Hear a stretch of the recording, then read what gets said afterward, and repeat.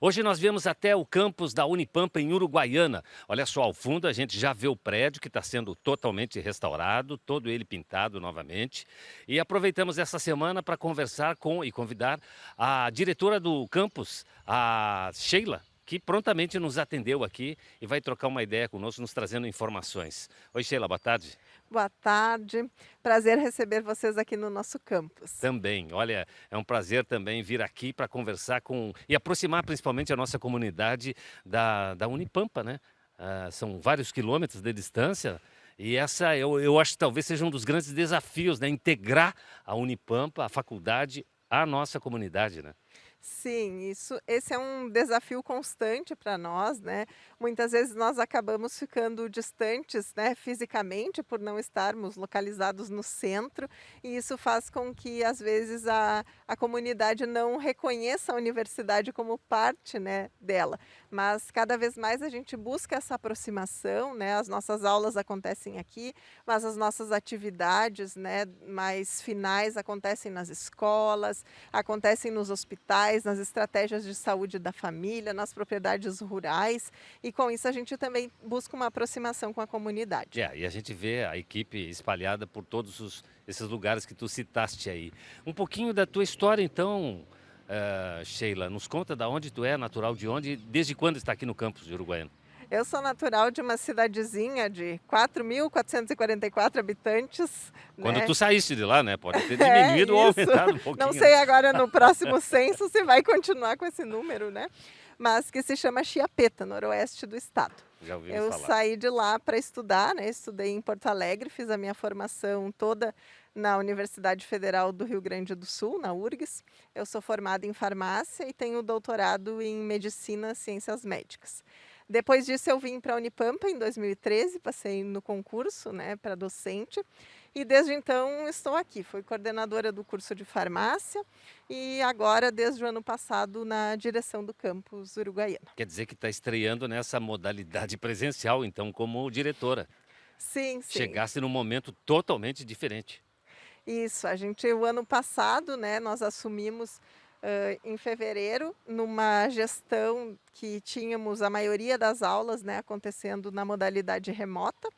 Hoje nós temos uma parte das aulas, né, presenciais. No ano passado nós tínhamos os estágios e começamos, né, de forma experimental com algumas aulas, mas agora retomando, então voltan tentando buscar o nosso novo normal, né, buscando a realização das atividades presenciais e nos preparando para que essas atividades presenciais possam ser cada vez mais frequentes. Aumentem, né. Como é que é, qual é o critério que está sendo usado nos cursos com essa modalidade presencial?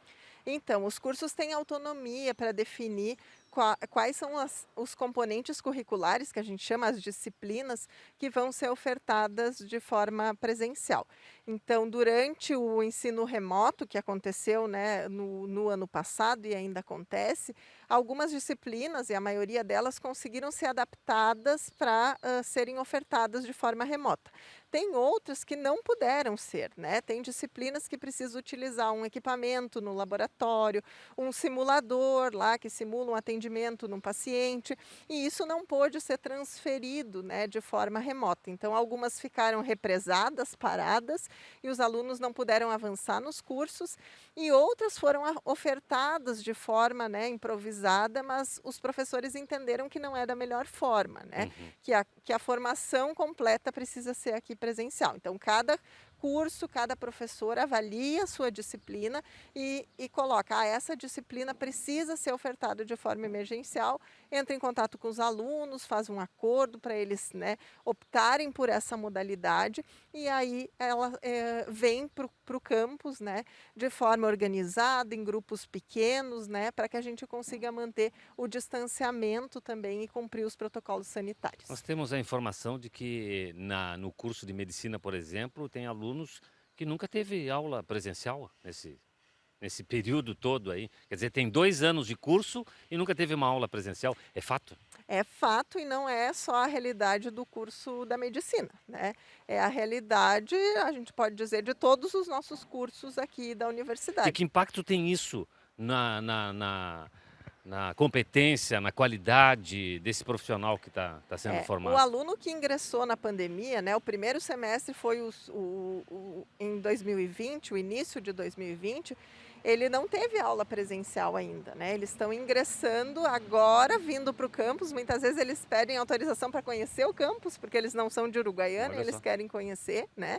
E esse é um dos motivos que faz com que a gente tenha essa retomada das atividades, né? Por entender que as práticas precisam acontecer na formação desses alunos. Então, nós buscamos ofertar isso, né? Ontem nós tivemos aula dos alunos do segundo semestre da medicina, eles mandavam um e-mail e diziam: "Ai, muito obrigada por poder realizar as atividades práticas", Olha né? só. Por entendermos que isso é importante, é muito importante para a formação. Agora, a gente, de certa forma, corre atrás do prejuízo, né? Sim, Para recuperar essas atividades e para dar a formação desejada. entendi. Isso também tem um impacto no interesse e também a gente ouviu aí, viu, né, notícia de que há um edital para recompor esse grupo de alunos e tal, ou seja, existem vagas, existem desistentes do curso de medicina, por exemplo? Existem. A desistência é algo comum, né, para todos os cursos. Sempre os alunos, por serem muitas vezes imaturos, por virem para outras cidades que não são as cidades deles, né, eles precisam se adaptar. Começam o curso, não se adaptam, trocam, né? Isso é um processo natural. Agora, com a pandemia, isso tem se intensificado, né? Porque Uhum, muitas vezes o que atrai o aluno e faz com que gere aquela paixão pela área, né? Muitas vezes são as atividades claro que sim. práticas, né. Sem as atividades práticas, isso E ficou um convivência pouco também, né, deles, entre eles, né? isso ficou um pouco comprometido, assim. Então, o número, né, da evasão, que a gente chama, Uhum. os nossos números da Unipampa aumentaram nesse período, com certeza. E para compor agora, então, esse quadro, aberto um edital, e quais são os critérios para quem tem interesse? Para o curso de medicina especificamente, né, tem uma prova que vai ser realizada. Então, como geralmente a procura é muito grande, né, quando se abre esse edital para processo seletivo complementar do curso de medicina, a primeira etapa da seleção consta de uma prova. Tem uma prova com 50 questões, precisa ter no mínimo 30, acertar no mínimo 30 questões e ainda levar em consideração o número, né, de vagas ofertadas, e essa é a primeira etapa. Depois disso é analisado o currículo, né, o histórico, as disciplinas que o aluno já cursou, para Entendi. que ele possa ingressar então em determinados semestres. São ofertadas vagas em diferentes semestres dentro Entendi. do curso de medicina. Lá no site, então, da Unipampa tem todas as informações. Todas as informações. É importante ressaltar que a medicina tem esse processo específico que tem a prova, mas tem outros cursos, né, os nossos outros cursos do campus também têm um processo seletivo complementar que Uhum, está aberto, né. entendi. E aí é só o envio dos documentos, a análise dos documentos é o critério de seleção. Entendi. A gente começou esse bate-papo eu chamando a atenção para a fachada da Unipampa, que está mudando, né. Ela está mudando de cor, está sendo revitalizada. Eu não lembro há quanto tempo já estava naquela cara anterior, mas esse é um processo também, que está acontecendo agora, né, de Sim, revitalização. sim. A gente está trabalhando, né, junto com a reitoria para que isso possa acontecer, de cada vez com mais frequência, né. O Uhum, nosso campus, a Unipampa tem 10 campus, o nosso campus é o campus que, pela estrutura que já tinha, né, da PUC, tem a estrutura mais antiga e que precisa de mais revitalização. Os outros campos construíram os prédios, então sim. eles têm a pintura, né, que foi feita no momento da Claro, construção. claro que sim. Os nossos prédios novos têm essa pintura quando eles são construídos, né. Uhum. Mas, esse então, no caso, o nosso prédio administrativo, nunca tinha sido pintado, né, pela gestão da Unipampa. Olha só. Então esse é um primeiro passo, assim, e a nossa ideia é que isso possa acontecer também nos demais com o passar do tempo. Sheila, nós tivemos há poucos dias aí, aquela onda de incêndios em função da estiagem e da alta temperatura, né, e o fogo chegou muito próximo aqui dos prédios da Unipampa, inclusive acabou pegando um laboratório, né. Conta pra gente desse susto aí. Sim, um susto, né, eu digo que o nosso ano começou à prova de fogo, né, literalmente, porque no dia primeiro fomos surpreendidos por esse incêndio. E o incêndio, né, devido às condições climáticas, a a vegetação muito seca, muito vento que fazia, né, no dia, ele tomou proporções muito grandes, né. E graças, né, ao apoio dos bombeiros, dos nossos servidores, né, tanto dos servidores da Unipampa quanto dos terceirizados que estavam aqui no dia ou que vieram ajudar, do Exército, que tivemos um apoio muito importante também nesse processo, né, da Polícia Rodoviária Federal. O incêndio não tomou proporções maiores, mas ele chegou muito perto dos nossos prédios. Tem lugares que chegou a 15 metros assim dos nossos É, a prédios e gente com viu as certeza imagens. se a gente tivesse pego um dos prédios grandes seria, né, aquele efeito dominó assim e com certeza hoje, né, a gente estaria aqui nas ruínas da Unipampa, assim, Sem então aula, sem nada. Foi por pouco, realmente. Que sorte. Bom, talvez seja. A gente pode ver pelo copo mais cheio, né? Ou seja, é um sinal de que as coisas estão soprando a favor. Sheila, uma outra demanda aqui que a gente tem notado nas redes sociais é quanto ao transporte para os alunos, já que as aulas presenciais, né, foram retomadas aí num número maior. Qual é essa necessidade?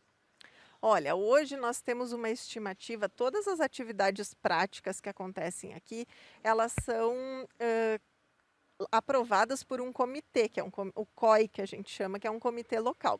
Nós temos hoje liberação para pouco mais de 500 alunos realizarem as atividades práticas. Claro que eles não vêm todos ao mesmo tempo aqui, então, como Sim. as turmas são menores, uns ficam em casa, os outros vêm para aula, depois reveza, né? Então, essa é a demanda que nós temos de usuários para o campus, né? Nos turnos de manhã, tarde e noite. Nós solicitamos, então, inicialmente no ano passado, um ônibus para cada um dos turnos, né? E fomos atendidos em novembro, se não me falha a memória.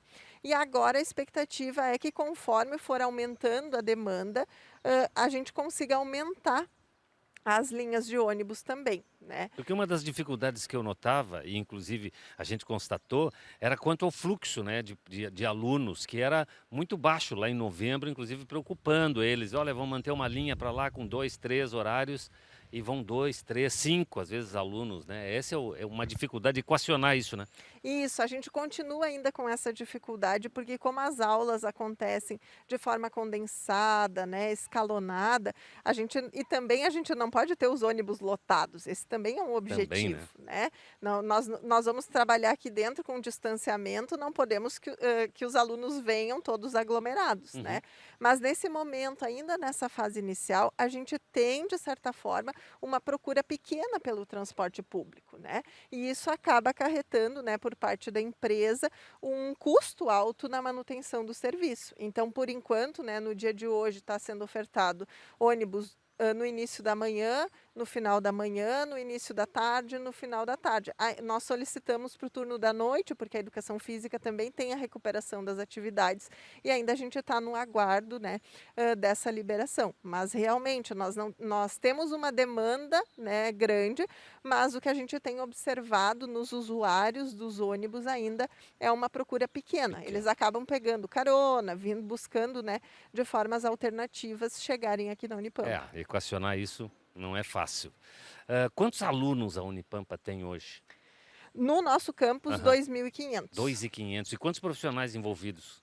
Cerca de 200 professores nós temos e cerca de 100 técnicos, né. É muita gente, né? Os servidores da Unipampa são constituídos, então, por docentes, professores e por técnicos administrativos em educação, né. Esses técnicos podem atuar tanto diretamente nas atividades de ensino, como na secretaria, na parte administrativa, né. Então nós temos em torno de 300 servidores, que são servidores da instituição, e mais os servidores terceirizados, da limpeza, da manutenção, da portaria, Perfeito, né. perfeito. Sheila, diretora do campus Uruguaiana da Unipampa, obrigado por nos atender, trazer essas informações. A gente também está sempre à disposição. Imagina, um prazer falar com vocês, trazer as informações do campus Uruguaiana. Estamos sempre à disposição quando vocês solicitarem. Abraço. Obrigada.